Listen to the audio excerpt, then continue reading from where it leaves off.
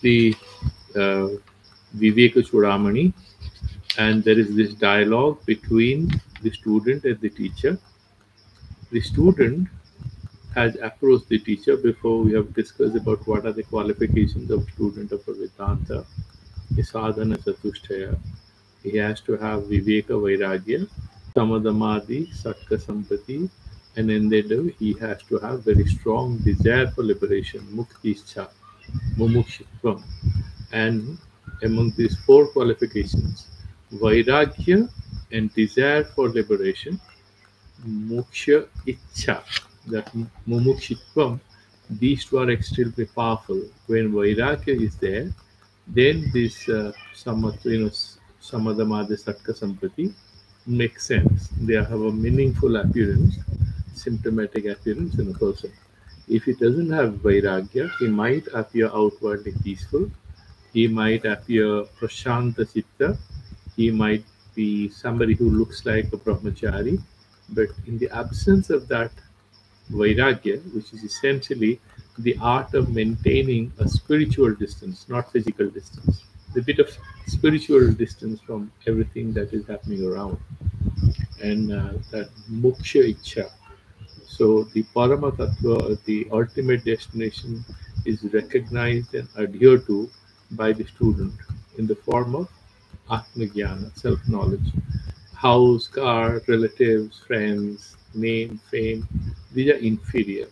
Now, a lot of people may turn spiritual, and yet they may be going on bragging about their powers and stuff like that because they want followers. And but real advice here is not to have a big following. You look at the life of Sri Ramakrishna Paramahamsa. On his deathbed, he was asking Swami Vivekananda, "How many do I have as devotees? I mean, as my young boys who are working with us." And Vivekananda says about 32, 33. He says, "Great army, you will conquer the world." So it's not about how many people are studying anything or doing anything, because our tradition was always like this. Nobody was interested in the jnana parampara. Bhakti and other things, a lot of people get interested, but the jnana thing is not meant for everyone. It's like a lot of people study science, but a lot of people do not study theoretical physics at the highest level. They want to do other things which are more marketable and stuff like that. Same thing here. Now we also discuss about how to find out who is the right kind of guru. So Bhagavan says in Bhagavad Gita, Jnaninaha Tattvadarshinah. They should have studied the text, but they also should have understood, digested them, should have aporoksha jnana, should have direct perception, direct experience of that truth, just not assimilation of a few bookish ideas which they try to vomit before you. And now the dialogue we had done till the verse number 48, and in that last verse that we had done, this guru is comparable with the spring season. So he creates happiness in the minds of students. He's calm and quiet. He's like spring because all other seasons of the year, if you look at them, uh, they do not give you happiness in the best sense of the term. Whether it is rain or summer or autumn lasts a very little time, then it is sort of followed by winter. So all of it, you have either low temperature or high temperature or a bit of humidity. In no particular time is perfect. Sometimes the autumn is very hot during the days and very humid. The spring, everybody is happy. And suddenly the winter goes and summer is yet to arrive. And a beautiful cusp between winter and summer where the whole earth sort of blossoms. Birds, animals, humans, everybody is happy. So he's mentioning that this teacher, Shanta Mahanto Nivasanti Santo Vasanta Valloka Hitam Charantaha.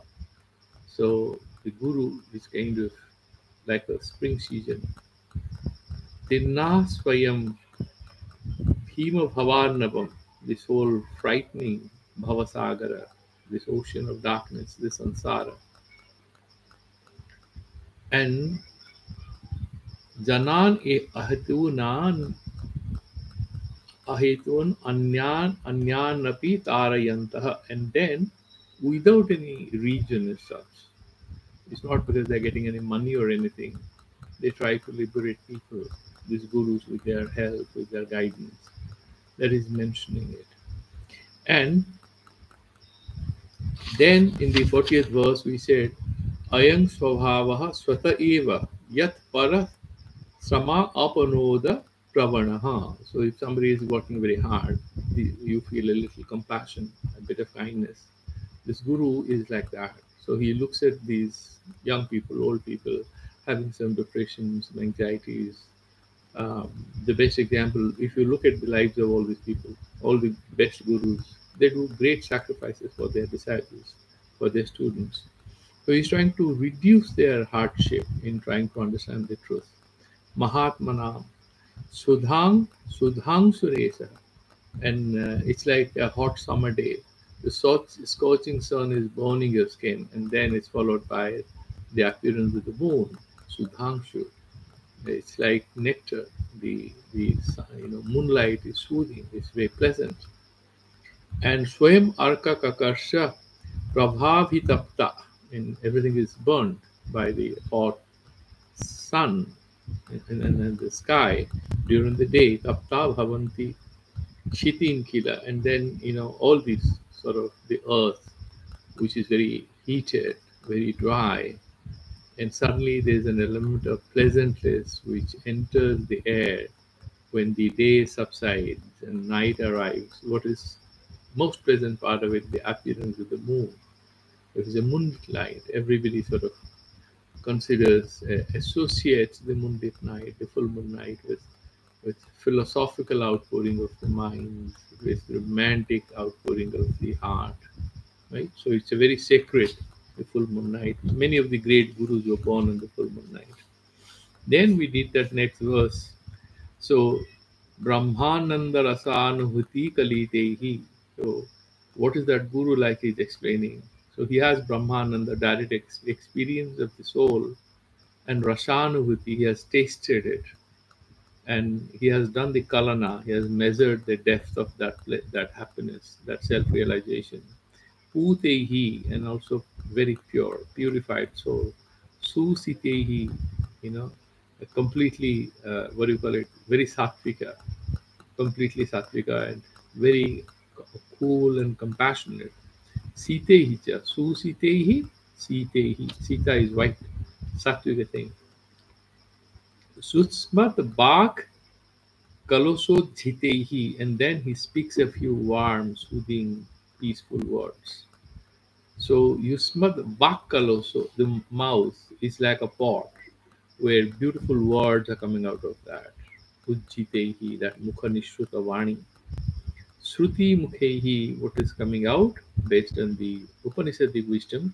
Bhakyamritehi, these words are like nectar, not like poison. Poison is what we hear in Sansara, what we hear in the Sastras from Gurus.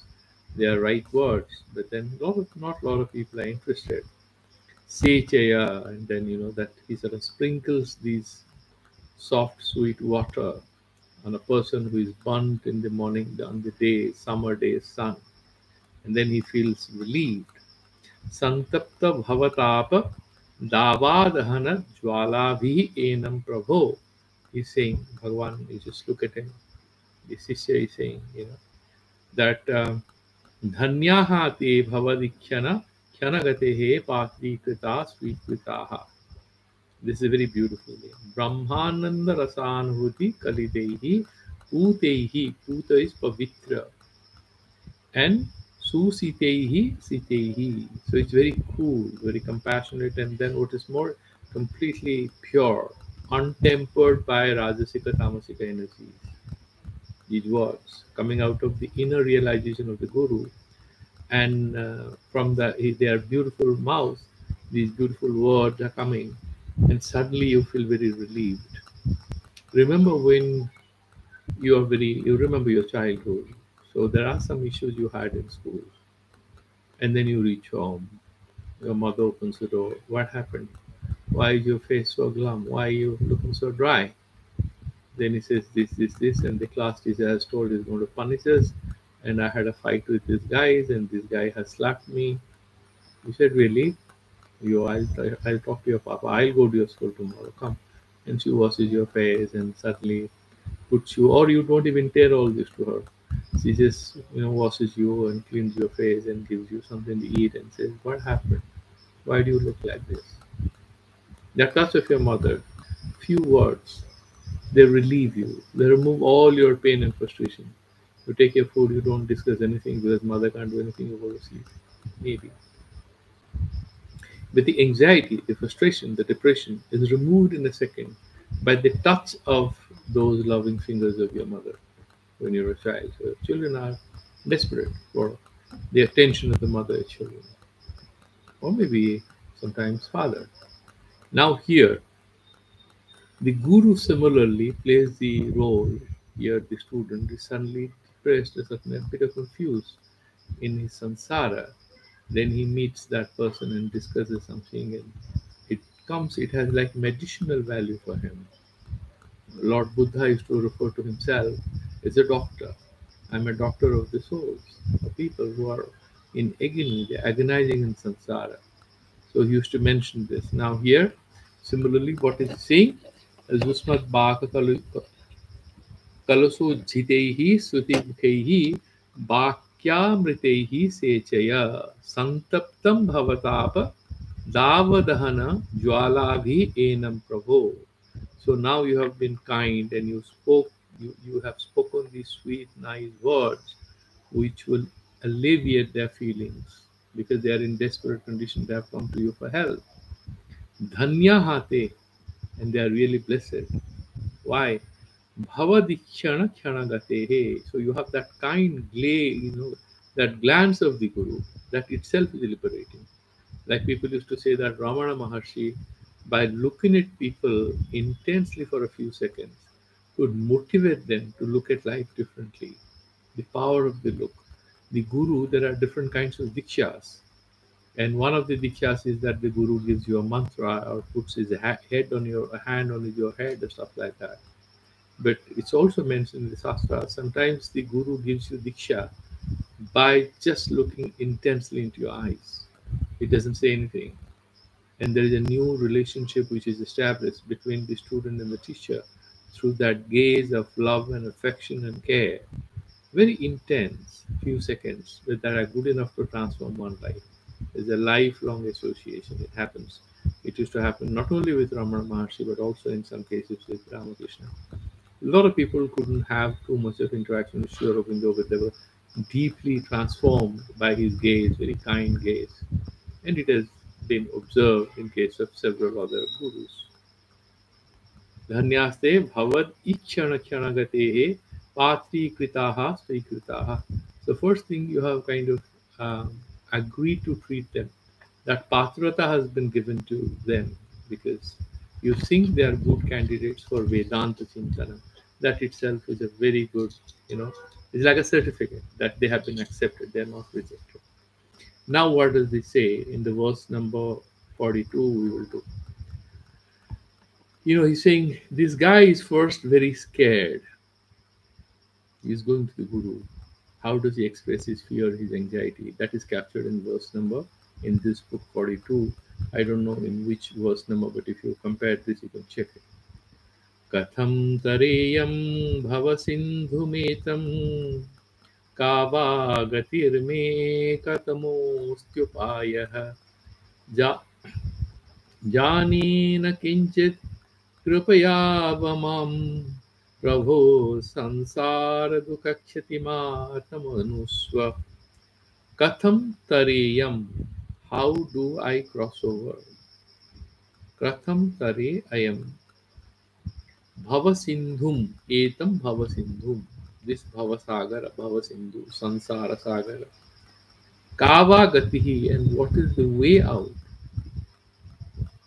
मैं का गति ही, मेरा गति कहाँ पे, where should I go? का में गति ही, कावा गति ही में, कतमो अस्ति उपायः, and how many ways are there to get out of this? What is that prakristo upaya? When katama, that tamach pratyaya is there, and it is what is the best way to get out of this conundrum called samsara, which has entrapped me? Janena kinchit, I don't know, O my Lord. Janena kinchit, what? Therefore, krupaya avamam, avarakshane, avatumam, avatu ava.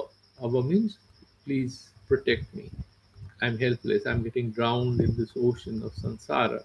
So protect me. Krupaya ava mam. Hey Prabhu. Sansara dukha khyati. Sansara, the dukkha of samsara. Khyati, the reduction, removal. Khyati atanu swa, elaborate. Tanu vistare, to expand. Please expand this idea. What is the way to reduce the pain, the frustrations, the anxieties, the uncertainties, which sort of bedevil all our aspirations for happiness in samsara? Is there a way in which you can help me? And what is that ultimate way that we are saying samsara dukkhati mata naswa? That is how we explain in the verse number 42. Idanim guruho kartavyam upadishati. Then what should the guru do? You know, Sankaracharya has a very smart way of building up the context for the dialogue. Similarly, in Upadesha Sahasri writes in the prose, it seems that this text most likely was not originally written by Sankaracharya, maybe by some other Sankaracharya of Sringeri, quite possible, who has written the philosophy of Sankaracharya is very mature, so we need not, you know, have a squabble over that. But given the language, some people say maybe it is not by Shankaracharya.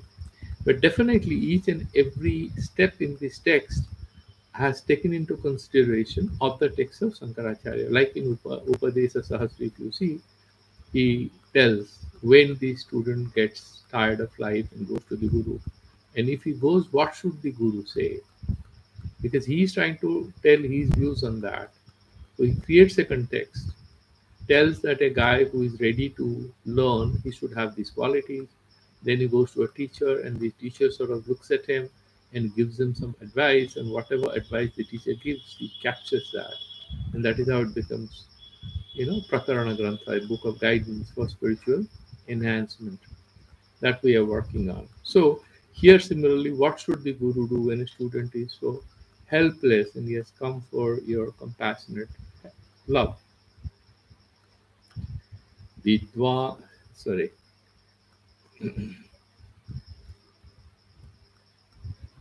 तथा वदन्तं शरणागतं स्वं संसारदावा नलतापतप्तं निरीक्ष्य कारुण्यरसार्तदृष्ट्या दद्यादभीतिं सहसा महात्मा. This guru is Mahatma. Mahan also Atma, Mahatma. He has a great soul. He is not Khyudra Buddhi Samparna. He is not a mean-minded person. He's very open. They say Darya Dil, he's a big-hearted person. Mahatma. And Sahasa, why does he quickly give some results? That why the word? Suddenly when a person, you have something called emergency health service, right? Emergency medical response teams. You have the ambulance services. In case of disaster management, our life is actually disaster management. You have something called emergency preparedness, and you have something called emergency response. Once the event has struck you, like cyclone or flood, what follows immediately is relief activities, or what is they call quick response initiative. Then rehabilitation and recovery, risk reduction goes one by one, which is futuristic. Rehabilitation is longer term. Different sectors they identify. But immediately what a person requires is, what does they require? Food, medicine, a bit of electricity. What are the basic requirements? That relief. The government is there. We are not alone. So they will not die of depression. Okay. So that particular thing, the parents come, the boy is crying at night, he saw a very funny dream, he starts shouting and crying aloud. What does the mother do? Puts her hands on the child, or the dad puts his hands on the child and says, what happened? I'm here, look at me. Then hugs the child. The child understands, okay, my parents are around. Then slowly he tells them that I saw a very bad dream. Papa says, okay, we'll discuss in the morning. Come, sleep close to me. the child is happy, protected. It happens very quickly. You cannot wait to express your love for somebody who is in distress. You have to do it. Um, as they say, time is the essence of emergency response. If you delay, it loses its importance. It has to be timely if somebody is in distress. So here he says in this verse, Idanim tatha the person who is talking like this, oh Lord, how will I cross over this ocean of life? I'm feeling so helpless, I'm so tired. Would you help me? Tell me what is the best way out? So he can recognize the one who is talking like this, Tathavadantam Saranagatam Swam Sokyam Apna jo Saranagat ho chuka hai, like Vibhishan came to Ramachandra. The student has come to the teacher, and what does he do? Saradava Nalatapa Taptam. The student's condition is describing. Sansara Dava Nala, that that whole forest fire. Where why forest fire? When you have fire in the kitchen, it is used to produce some recipes, some food. Same fire in the jungle destroys lives, nests, and many dwelling places of many birds and animals get destroyed. Many birds and animals also get sort of they get burnt to death in that forest fire. It's devastating, and if there's wind, it becomes even more devastating. So therefore, the sansara davanala tapa taptam, burnt by the fire, that tapa, the heat of the sansara, and it burns you, it hurts you. It sort of drains you of all the energy that you think you had earlier. That kind of a guy. Niricha karuna karunya rasadra drishtya. It's like when you look a little sad, your parents look at you with affection, or maybe if you're married, maybe the wife does, I don't know, but you will definitely have the compassionate eyes of your parents who are in distress. And Bhagavan also looks at his devotee with a lot of compassion when the devotee is in distress. The Guru certainly does, because he's a human being. So he looks at him. He looks at him, Niriksha, usko dekhte hue, Nirikshan karte hue, Karunya rasardar drishtya. Is that compassion. There's a beautiful sentence in the Bible where it is written this much, and Jesus wept. So there is one devotee, he narrates his sadness in life, and Jesus is helpless, he cannot do anything. He hears the story and he cries. Why that sentence is written in Bible? Just to tell the devotees that God is caring. He cares for you. You may not know it. And same is true, even in our tradition. That is captured here. So, Karunya Rasadra Dashtya Dadyat Avhitim. What does he do first? First, he's saying, don't worry. He gives fearlessness. Avhitim. Bhiti is that fear. Bhai. He gives Abhay. If you look at the image of Ma Kali, so she has 4 hands. So she has that sword in one hand. And then there are 2, 3 ways in which this iconography is depicted. And then she holds a skull, and then she's having Abhyamudra in both the hands, or maybe one hand she holds the fire. One hand she gives Abhyamudra, and it's interpreted in different ways. So the skull is that is kind of, you have to take the ego in your hands. And then you have that vichara, discrimination, the truth oriented, and the sword. You have to destroy your ignorance. The sword is the destroyer of ignorance. And then she's wearing these 49 heads, Panchasat. These are the 50 alphabets. These are Varna Matrikas, because whatever we create, they come out of these alphabets. And all the Bija mantras are in alphabets. That's why she's wearing those Varna Matrikas, the hands. So any creativity you fantasize a lot, you have a lot of imagination. But if you don't transform them into applicable results, some tangible outcomes, nobody cares for your creative ideas. Similarly, the creative energy of the mother is covered with hands. That means creativity has to be backed by actionable tools, techniques, desire. Yeah? So hands are there. Otherwise, the whole process of creativity becomes dumb, purposeless. and her eyes are sort of fixed in the sky, and she's standing on Shava, the ultimate reality, Brahman. Maya is an aspect of Brahman. That is the difference between Sankhya and Vedanta. Maya is independent. Ishwa and Purusha Prakriti both are independent in Sankhya Darshana. In Vedanta, Prakriti is just a superimposition on the Brahman, like Makali standing on Lord Shiva. The appearance, this whole creative energy needs an adhisthana, needs a foundation, and that is Lord Shiva. But the Tantrika schools twist it and they make it even more interesting, saying that this Lord Shiva without Kali, that E Bija, that creative energy, if you remove it, it becomes Shava. So you can't even move. So he requires the creative energy to be the boss of this universe. On his own, Brahman is Nirakara, Nirguna, cannot do anything. So the Maya Shakti is always there, as we studied in the Svetasvatara Upanishad, Mayam tu Prakritim Vidyat, Mainam tu Maheshwara. So please know this. Coming back to this particular thing, so he Sahasa Mahatma, he gives that Abhitin. So this, why am I mentioning all this? That Kali has this Abhaya Mudra. She's protecting her devotee. I'm there, don't you worry. Gives that Abhaya Mudra. Similarly, the Guru gives the Abhaya Mudra. Um, with all the devatas, they give the Abhaya Mudra. Symbolically speaking, the best Abhaya Mudra from the teacher is in the form of knowledge. Fear comes out of ignorance. Fear is based on a faulty understanding.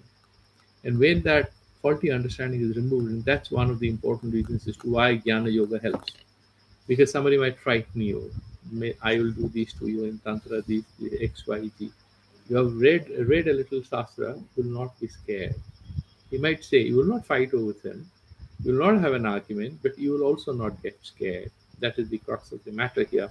So, Bhagavan, the Bhasyakar is mentioning about the Guru, he comes in and gives Avhiti, the Abhaya Mudra to the student. Why? Immediate relief is required. So you need to tell a few reassuring words, gives that confidence. Then he stabilizes. Then you start taking, giving her or him medicine for longer term recovery. But first you have to manage the emergency. So the doctors also first manage the symptoms. Then they try to find the cause of the symptoms and then treat the causes. The first they have to manage the symptoms. The guru wants to manage the symptoms of the Sishya by reassuring him, by giving him some confidence. And he's frightened, and therefore he says nothing is going to happen. What does he say? Then he says to him, Vidvangsa tasma upasattimiyuse mumukshuve sadhu yataktakarine prasanta chittaya samanvitaya tattvopadesham kripayeva kuryat. The teachers should do this. That's what Bhagavan is saying. He's the guru of gurus, advising both the sides. What should the Shishya do and what should the guru do? He's almost like the playwright he's writing with. He's saying, Vidvans tasmai, and then this guru is looking at him. And then he's sort of, to him, he's giving his words.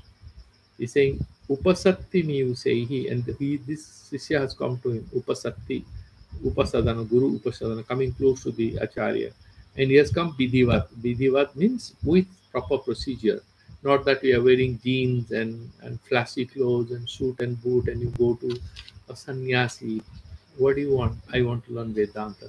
He'll look at you very nicely and say, yeah, we will definitely discuss. Don't you worry. But you have to come 6 o'clock to the class and you sit. And you lose interest. He said, do you have chairs? I can't sit on the floor. The story comes to an end there. Okay, in South India, some of the temples, they make it mandatory for you to wear a dhoti. And you have to also put a piece of cloth on your back. You can't go inside with your t-shirts and your blazer and everything on. No, they don't permit it. They have some etiquette code for even the devotees who are entering the temple. Same also applies to students entering the school. Why not that also apply to students going to a Vedanta Pathasala? Of course it should. Much more spiritual attire should be considered before we go there. Upasattini, you say, mumukshu way. And he also knows this guy is mumukshu. He has vairagya. That's how instead of going to a film hall, he has come to discuss Vedanta. Sadhu yathokta karine. And then he, the way he wants it. If somebody has fever, you can't give medicine for a loose motion. So, and he's speaking rightly, he's describing the symptoms. He requires some kind of appropriate response to him.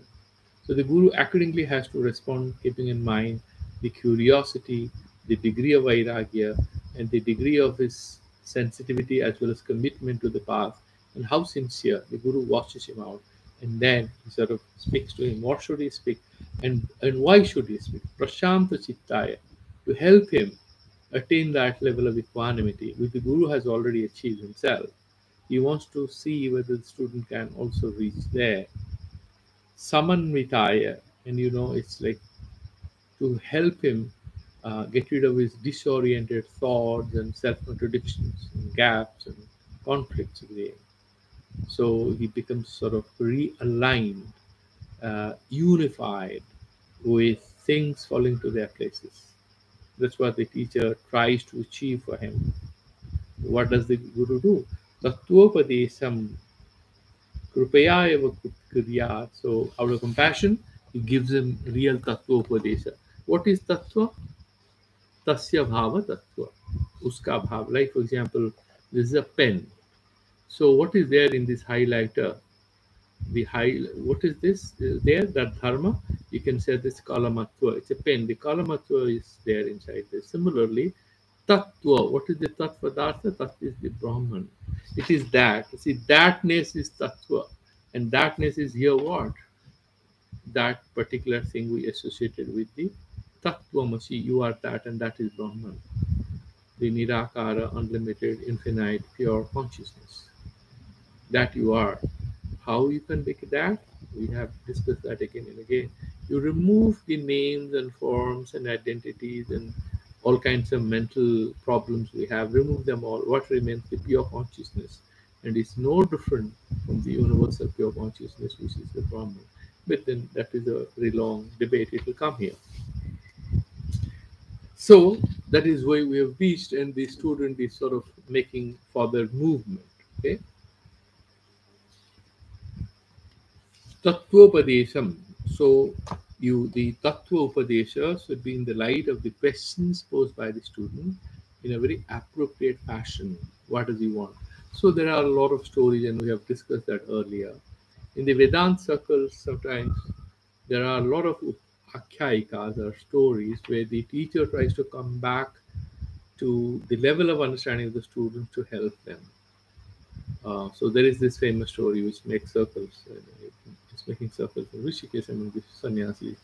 Apparently, there was this guru who was going to Himalayas with many other of his sishyas, and somebody comes and tells him that there is this villager, a peasant, who wants your blessings. And the guru stops and says, "Okay, allow him to come close to me." And he said, "What happened to you?" He says, "Look, I want to get liberation." He said, "Really, you want liberation? You don't have any interest in what you have?" He said, "My children are grown up, one or two children. They have left me. My wife is dead." In those days, people used to have children very early, so he was still very young. So he was barely 40 or something. He said, "My daughter and son, they're married. I'm 40, wife is gone. So who else is there in your world?" "Okay, I have a cow. I take care of that buffalo." Actually, not cow, but buffalo. He said, "Okay. So what do you do?" He said, "No, give me some idea about how to get liberation." He said, "Have you read Bhagavad Gita?" He says, "No." "Any puja like Durga, Kali?" He said, "No, I have never been to temple." "What do you do?" "No, I used to go to the field during the day. Morning and evening, I take care of my buffalo. I get some milk, and that's good enough. I barter the milk for some food, and I live fine." It's okay. You do one thing. There is this cave. The teacher thought he has to get rid of this guy. So he told him, "You please go near that mountain. There is a small cave, and you go inside that cave. You cannot meditate on Lord Ram and Sita or Durga or Kali or anything because you haven't started any of this. But you understand one thing. What is the dearest thing to you?" He said, "My buffalo." my cow, whatever you call it. This is okay. That's wonderful. So you go inside and meditate on the cow. Now, what do I do with the cow? You should give it to your neighbor because they'll get milk and take care of it. And he was very impressed. He said, okay. So this particular farmer enters into that cave and then he sits there. And when he sits there after 3 days, 4 days, and when the guru comes back from the Himalayas, he's told that guy is still sitting inside. The guru inquires whether he's taking food or anything. He said, yeah, first few days he took some food, but he's now not coming out of that cave for more than a week, and we are concerned he might die. The guru can sense some risk and some danger, and therefore he goes to him and he said, why can't you come out? Why can't you come out? He says, I can come out, but my big horns are creating obstruction because the entry exit point is just a small hole. But I have huge horns. Then the guru understood it. He says, please go come forward. I'm your guru. Can you recognize my voice? Now, okay, Guruji, I recognize your voice. I am removing your horns. You please come out. Then slowly he came out and he realized that he thought he had become a cow or a buffalo because you were meditating on the cow or the buffalo for several days. So much so that when he was asked to come out of that cave, he thought the entry point is too small in diameter and his horns will hit up in that and he cannot come out. The teacher said, your mind has been freed from all problems. You had complete antakarana suddhi, and therefore come with me. Now I'll advise you with Vedanta. And this guy very quickly picked up all sastras because he had become edge pure as a child. Now, one of the reasons I mentioned the story here is that what is the level of the student? The teacher reaches that level and then gives the Tattvopadesha. So first thing is the substance ultimately remains the same. The Vedanta Vakya will not be anything else other than what it is. That Jiva Brahma is one, not two. And that all this is a Mayika thing. It's just a phenomenal reality. The ultimate reality doesn't change its colors. It doesn't undergo any transformation. What undergoes transformation is what is phenomenal. That we see, but there is an underlying substratum which we are not being able to recognize. The teacher makes these small, small things very clear, but it takes time for the student to understand it. So he gives that tattvopadesha, and then when this guy is committed to only that moksha or jnana labha, does he have interest in agriculture or business, children, wife, gold, car? Maybe in the initial days. But when a person goes forward and forward, he loses interest in these things and he's more focused on the truth. So in that sense, he is recognizing when the guru accepts him, he is quite happily aware of the fact that even if there are a few identities around him, they are becoming slowly and slowly unreal. The guru is already saying this, so he's clear that he has kind of done the dusting well, and the mind is no more behaving like a prisoner of the past. He is slowly attaining that state of having completely alert attention and consciousness without any interruption and without any thoughts. It's attention without any thoughts. So he has reached there, and Guru is recognizing, therefore, now he thinks the student is ready for me to offer the Upanishadic advices. That was the verse there. In the next one, what does the Guru tell him? Look at this verse, it's a beautiful one. He says, Mavheshta vidvangsa tavanastyapayaha sansara sindhor yeah.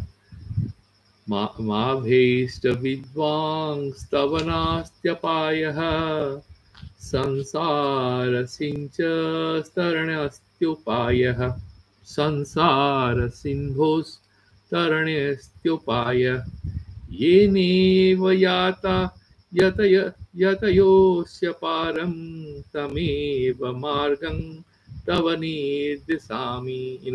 This is how the teacher is starting to make things appear easier and easier to the student. I'm a little amused if the conversation is now going on, whether it's actually becoming a little difficult.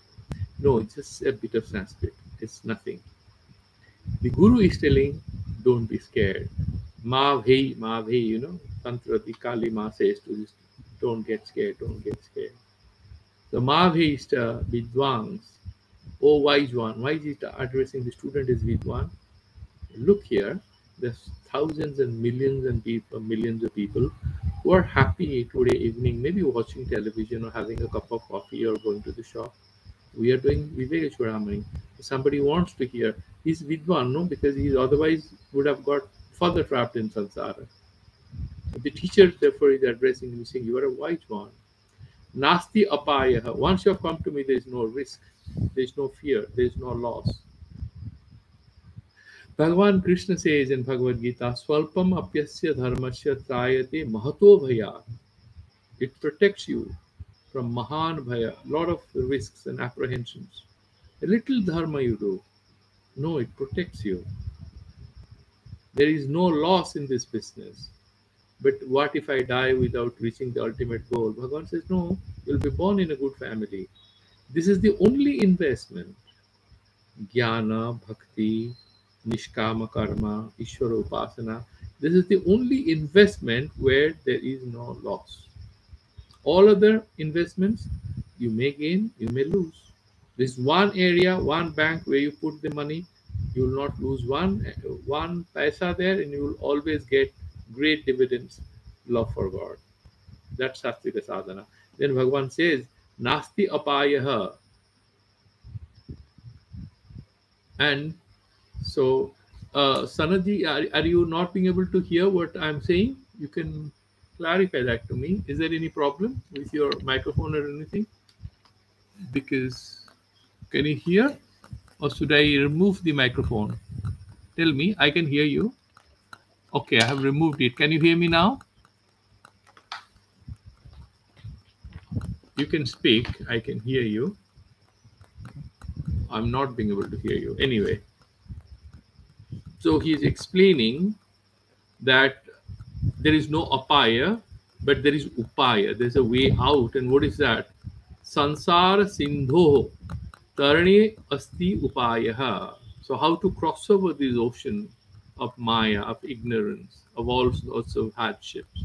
There is a way to get out of it. Yeneva yata yatayosya param. That particular marga through which all the yatis, yatnasila purushaha, those who are the sannyasis, the brahmacharis, the sadhakas, they have been able to cross over the samsara, adopting a certain path, adopting a certain marga, a certain plan of action. And I shall tell you that tameva margam, and that marga alone, tava nirdesami. I shall tell you that. So don't you worry. So he sort of protects him and tells him that you need not get scared, you need not have any problem. Okay, so that is how he's explaining it. It seems there is some sort of connection problem.